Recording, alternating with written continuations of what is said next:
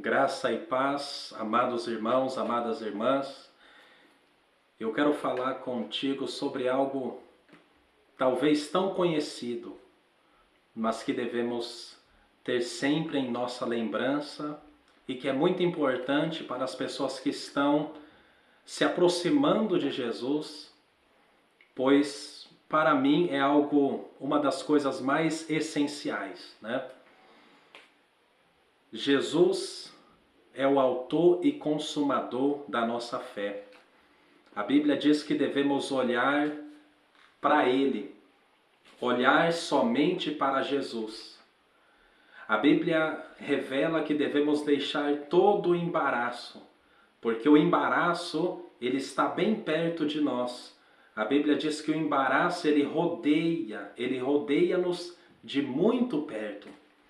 E o nosso Senhor Jesus, conforme a sua promessa, aleluia, depois de ter sofrido, padecido, depois de Jesus ter sido torturado, desprezado por aqueles para o qual ele foi enviado. A Bíblia diz que ele foi, aleluia, enviado para um povo, e esse povo não o recebeu. Mas a Bíblia nos dá a esperança de que todo aquele que nele creu, a estes Jesus deu o privilégio, o poder, aleluia, a honra de serem feitos filhos de Deus, aos que creem no seu nome. Então você começa a crer em Jesus. A tua fé, aleluia, é despertada. Você crê no Filho de Deus. E de repente você vai caminhando com Jesus, como o próprio Pedro caminhou durante 3 anos e meio aproximadamente. E de repente Jesus, naquela caminhada, Pedro tinha sido batizado. Pedro estava fazendo algumas atividades para o reino de Deus. Aleluia, tarefas que o próprio Cristo, aleluia, deu a Pedro e aos seus outros apóstolos e discípulos. Você pode ler isso em Lucas 10, onde Jesus ele envia os seus discípulos para cumprirem, aleluia, algumas primeiras missões. Jesus, como eu disse, então, aleluia, acontece aquilo que Jesus sempre dizia e os discípulos nunca compreendiam, que foi a morte de Jesus. Quando Jesus morre, alguns discípulos perdem a esperança, como aqueles 2 discípulos no caminho de Emaús, que você pode encontrar também no Evangelho segundo escreveu Lucas. Alguns estavam sem esperança, alguns angustiados. Mas Jesus, de repente, ele se revela, aleluia, aos seus discípulos. E ele diz, eu ressuscitei. E ele dá provas de que era ele e que ele realmente tinha ressuscitado dentre os mortos. Só que de repente Jesus ele não vai dizer, é a hora de fazer a obra. Ele não vai dizer, é hora de pregar. Não. Ele, ao subir para o céu, aleluia, a Bíblia diz que ele é levado sobre uma nuvem.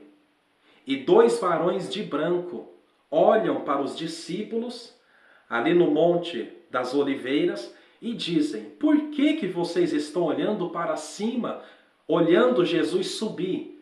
Pois assim como ele subiu, ele vai descer, aleluia. Só que Jesus, poucos instantes antes, ele tinha dito assim, vocês devem ficar em Jerusalém. Porque antes de começar qualquer coisa, vocês vão receber poder.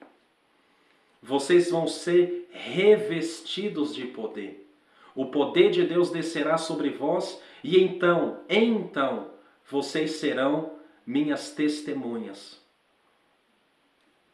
Judeia, Jerusalém, Samaria e até os confins da terra. Aquele poder ajudaria os discípulos a serem testemunhas. Mas aí eu me pergunto, o que significa ser uma testemunha? Será que é o fato de você pregar? Não, porque eles tinham pregado. Eles já tinham expulso até demônios, tinham curado enfermos. Mas aquela capacitação, aquele revestimento de poder, era algo mais profundo ainda. Não era obras. Aquilo ali ia se refletir na própria vida dos discípulos, no interior. E então, se eles fossem daqui, vamos trazer para o dia de hoje, se eles fossem daqui para o Brasil, ainda que no Brasil tivesse muitas coisas legais, interessantes, coisas que talvez iam seduzir os discípulos, mas eles já teriam recebido o poder para serem testemunhas de Jesus onde eles passassem. Então, além desse revestimento de poder, capacitar para pregar, para fazer a obra, capacitava os discípulos para serem crentes. O poder de Deus desce sobre nós para nos ajudar a ser crente, para nos ajudar a ter um comportamento que agrade a Deus. Bem simples. Você sabe muito bem que às vezes você está na igreja e de repente você chega no trabalho, você chega na escola, na faculdade, na rua, no shopping, aleluia, no supermercado, e de repente você se depara com coisas onde você, aleluia, é provado e testado. E o desejo de Deus é te aprovar, é que você passe pelo teste. Mas muitas das vezes, ou melhor dito, todas as vezes, sem esse poder, sem o poder do Espírito Santo, nós não vamos aguentar. Nós vamos tropeçar. Nós vamos recuar. Mas os discípulos, eles ouviram o que Jesus disse. E eles disseram, tá bom, Jesus, vamos buscar esse tal poder. Eles não sabiam como seria o poder. Jesus não falou como seria a descida, aleluia, do Espírito Santo. Ele não falou. Mas eles começaram a orar. A Bíblia diz que todos perseveravam com um só ânimo em oração. Eles começaram a orar. Eles começaram a pedir. Eles nem sabiam como seria aquele acontecimento. Mas eles começaram a orar. E eu pergunto a você, a mim, a nós, quanto tempo por dia nós temos reservado para o nosso Deus? 30 minutos? 1 hora? 7 minutos? E você vai dizer, pastor, não brinca comigo, 7 minutos? Mas é melhor, às vezes, a gente colocar uma meta que a gente seja capaz de cumprir todos os dias. Então comece. Se você não começou, se você não tem um contato regular, então comece com 7 minutos. 7 minutos por dia com Deus, falando, orando. Esses 7 minutos vão se transformar em 20, em 30 minutos, em 1 hora, em várias horas. Mas nós precisamos começar. Porque depois que eles começaram a orar, você sabe muito bem que antigamente quando Pedro ia com Jesus no monte, Pedro cochilava, Pedro dormia, ele não aguentava. Mas algo foi despertado em Pedro e nos outros discípulos e eles começaram a buscar ao Senhor. E hoje a minha oração é que Deus desperte em você uma fome e sede de justiça, uma fome pela presença de Deus. Porque Atos 2, então vai acontecer na tua vida. O poder lá do alto descerá sobre a tua vida. Você verá a manifestação do poder de Deus visivelmente. Sobre a tua boca descerá, aleluia, o fogo de Deus. E esse fogo vai purificar o teu interior e você vai falar em novas línguas, em línguas de homens, línguas de anjos. Você vai, aleluia, receber o batismo com o Espírito Santo. Primeiro, obedeça. Segundo, comece a separar um tempo para Deus. E eu tenho certeza que se você está pedindo isso para você mesmo, para o filho, para a filha, esse acontecimento, esse batismo com o Espírito Santo, eu tenho certeza que vai acontecer. Porque, sinceramente, o único dom na Bíblia que não é para os outros, mas é para a própria edificação, é o dom das línguas estranhas. Línguas estranhas não existem para servir outras pessoas. É claro que a pessoa pode ali entender o que está falando, como a Bíblia diz, mas o dom de línguas estranhas, a Bíblia diz que quem fala em línguas estranhas edifica a si mesmo. Se você já foi batizado pelo Espírito Santo, a minha pergunta é: quantos minutos por dia você separa para orar somente em línguas estranhas?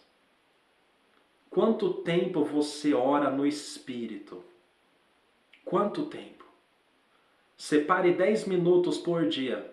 Talvez você já ora 30 minutos, 1 hora, várias horas, mas separe 10 minutos para orar somente em línguas estranhas. Somente ali, Labashuri anda lamandre coma nagasuri ande leminagasu, e assim 10 minutos. Você vai ver que vai ser totalmente diferente, porque a Bíblia diz em 1 Coríntios que aquele que fala em línguas estranhas edifica a si mesmo. Muitas vezes nós oramos pelos outros, mas nós ficamos nos perguntando por que eu me sinto às vezes tão vazio. É porque você precisa orar também de uma forma que edifique a si mesmo. Amém? Então, se você ainda não recebeu este revestimento de poder, o batismo com o Espírito Santo, que só Jesus pode nos conceder, separe tempo para orar. Porque quando os discípulos começaram a orar, no dia de Pentecoste, a promessa se cumpriu.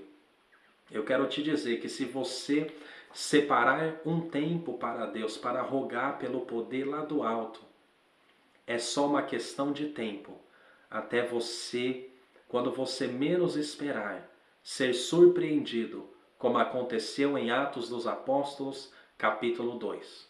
Amém? Você pode ler Atos dos Apóstolos, capítulo 2, você vai ver o que aconteceu e guarda isso na sua mente. É só uma questão de tempo. Se você decidir buscar Deus todos os dias, por um determinado tempo, Deus, Ele não vai, aleluia, falhar. Deus nunca falha. Ele é fiel. E Ele vai concretizar esse teu desejo de ser revestido de poder, de falar em novas línguas, aleluia, e de sentir este toque maior de Deus. Amém? Deus te abençoe, seja testemunha de Jesus, aleluia, siga o Evangelho de Cristo, porque só Ele pode te guiar até o céu.